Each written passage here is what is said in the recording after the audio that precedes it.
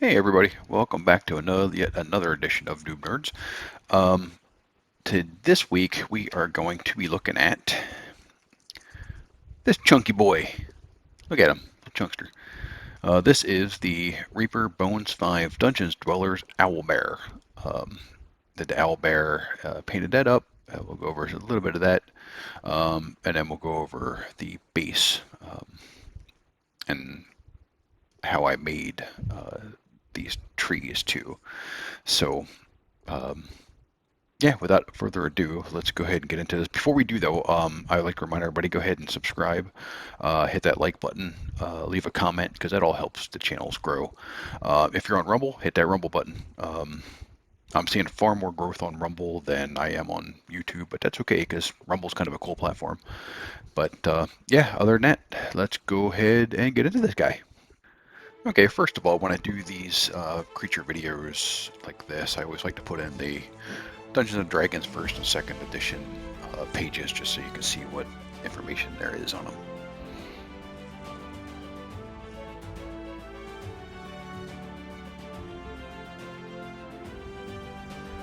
Okay, so I'm going to start by airbrushing just the basic shapes. This little chunky boy's got like a lot of space on them, so I figured using airbrush is going to be the easiest thing to do. And I don't really get to use the airbrush a lot because a lot of the stuff I do is humans, and smaller things like that. So it's good to actually get out and stretch the old proverbial wings, no pun intended, since it's an owlbear, and get some airbrush time under my belt. So I'm going to start out with just a brown here, darker brown.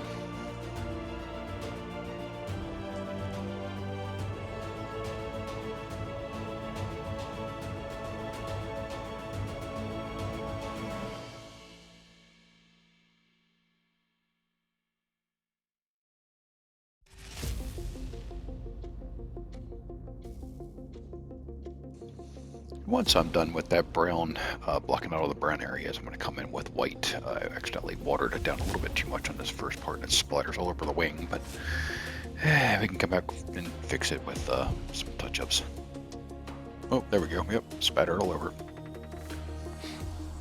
So I'm just going to go over parts of the wings, those little strips in there, the tips of the wings, things like that. This is where airbrush really does excel, by the way.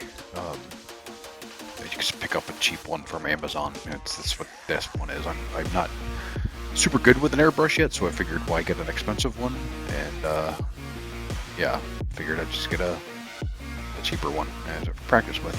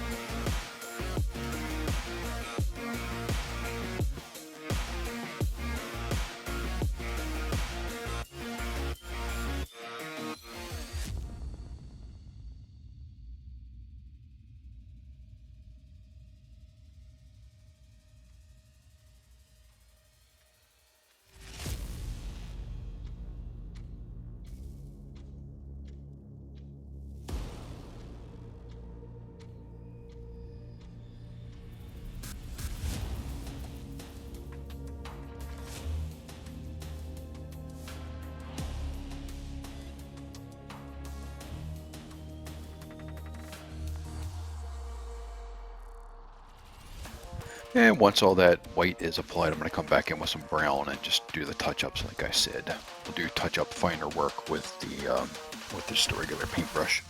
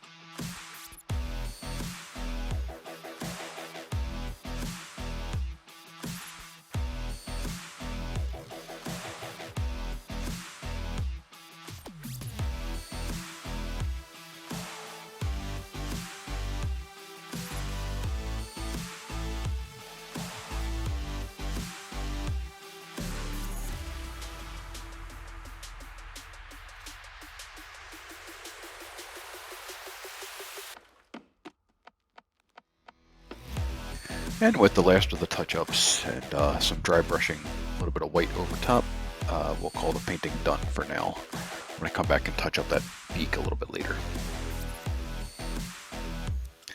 Now it's time to start on the base. I figured this dude was pretty big and he needed a bigger size base than what you normally get. So on the Proxon, I just cut like at a 5-inch or so base, round base.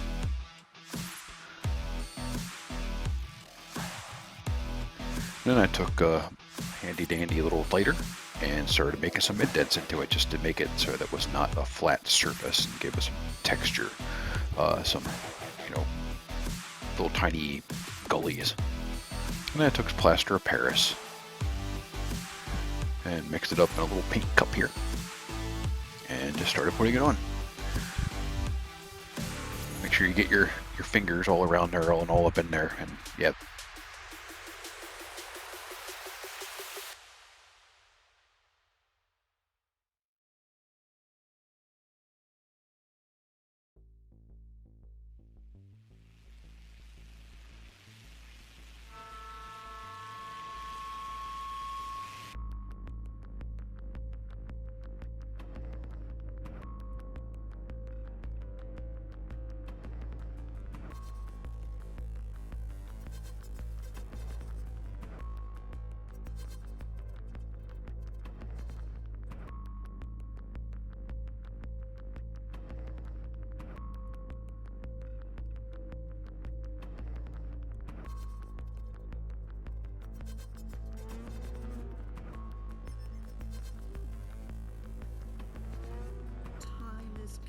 Weapon was unleashed.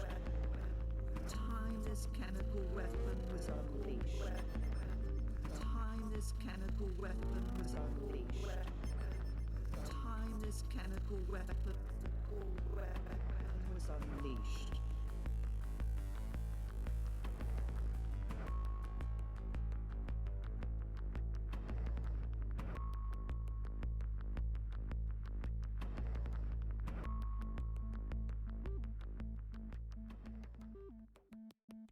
The U.S. act of aggression was to derail the peace process.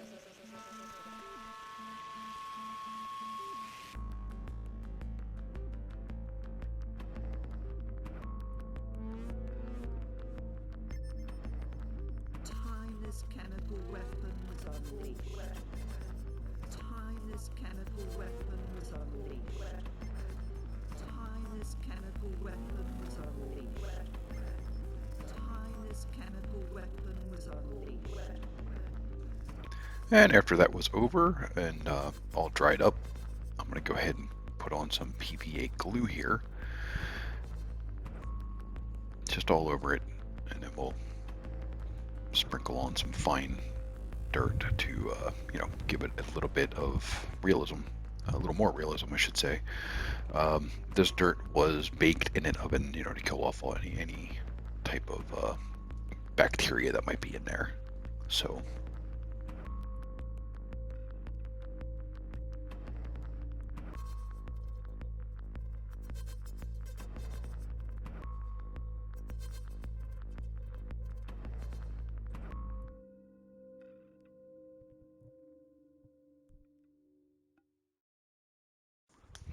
and with that done, we're going to come in with some 4mm dark static grass and just put it down, put down some PVA all over where you want it, leaving some patches bare because we're going to go different colors with that just to make it a little more realistic looking. And I'll go ahead and just use the static grass applicator.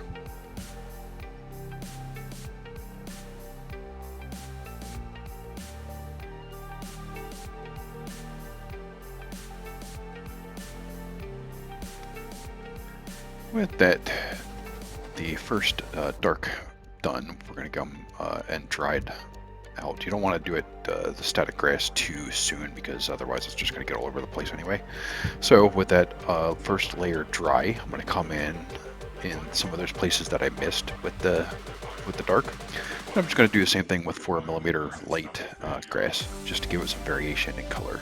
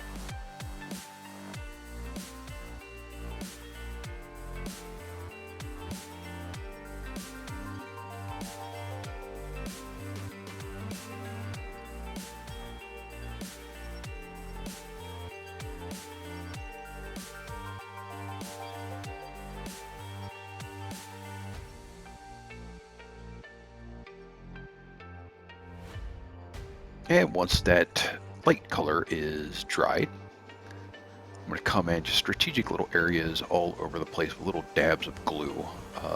Not anything uniform, just random places all around.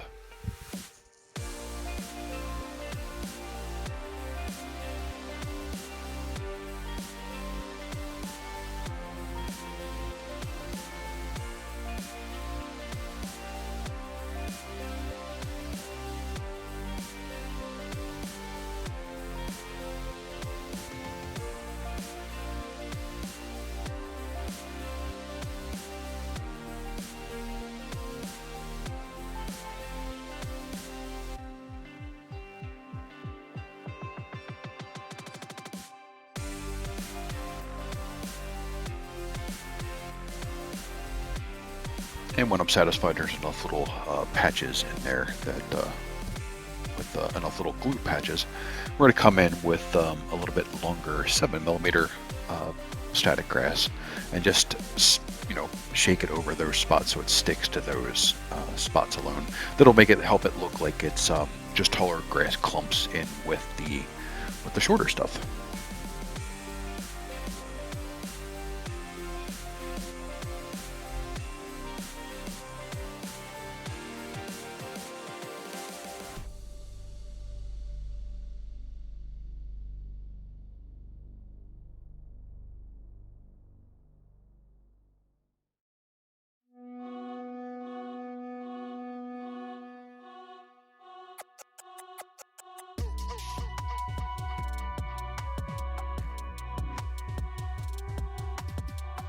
So after I get that first tree, I figured it's good time to go ahead and just pin that owl bear, just so it'll be easier for me to stick them in the diorama.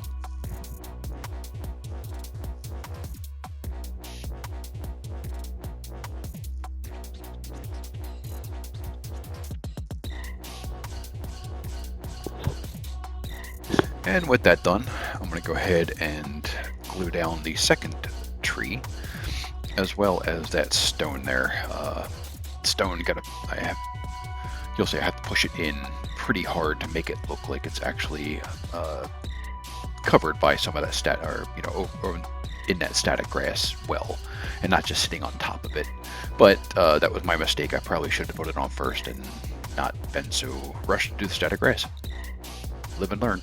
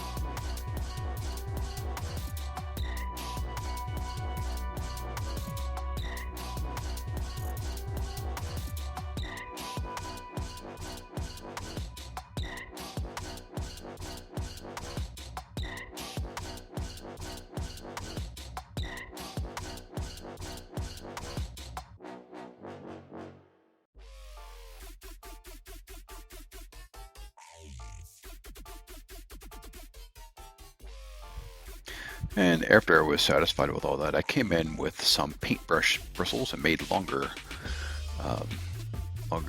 pieces there. These are going to be kind of like, I don't know, flower stems. So what I'm going to do is I'm going to brush on some PVA glue here.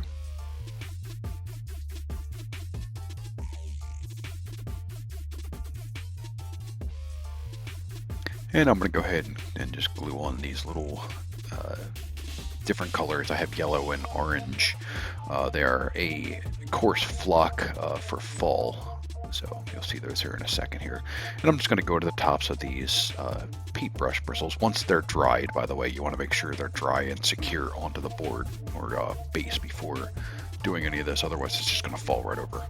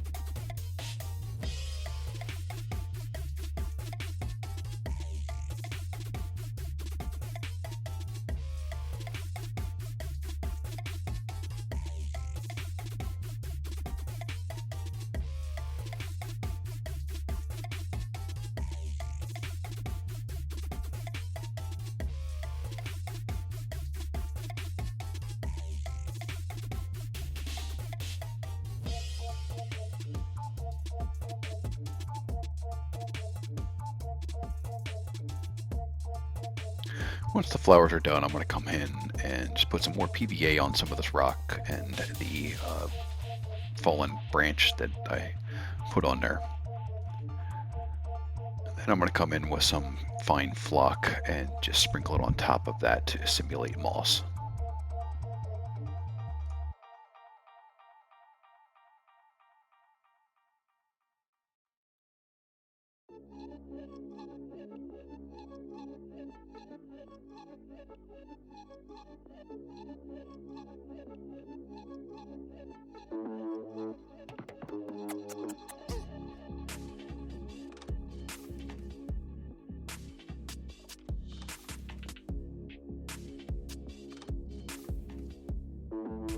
And with that part done, it is time to go ahead and put on Mr. Owlbear. Look at this big, cuddly ball of feathers and murder.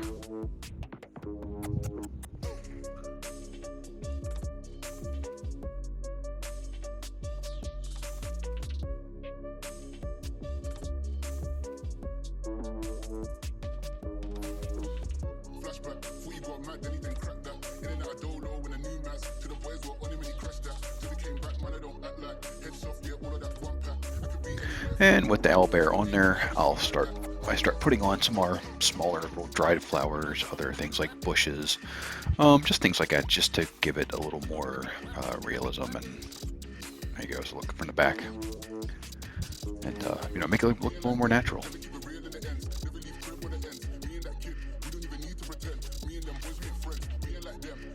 With everything else in place, it's time to go ahead and just give a little bit of a black coat to this, the sides of the base itself, just to make it a little more finished looking.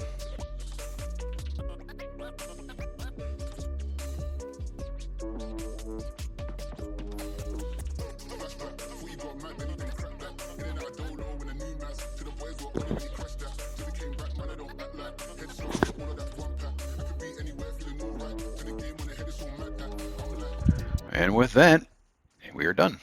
Here is a few of some high resolution pictures for you guys. Take a look at.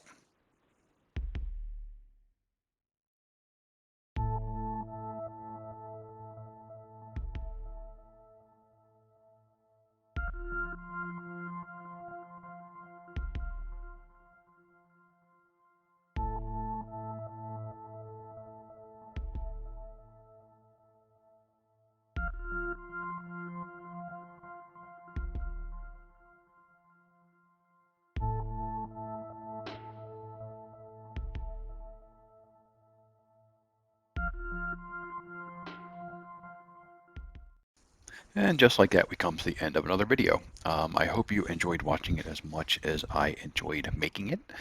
This thing was a lot of fun, like most of these dioramas I do are.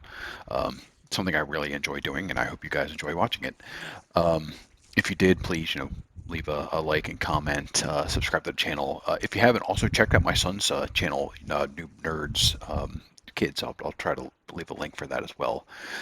He does more video game stuff, where I do more miniatures and some video games and toys and stuff like that. Hoping to get him more into doing some miniatures soon. Maybe I think he'll enjoy it. He likes painting them, but I don't know how if he would be shy or not really. He did one, I believe, on there, but really hasn't done too many of them. So see if we can get him into doing more. Um, but other than that, I hope everybody has a great day and keep painting and enjoying it, okay? Have fun. Bye.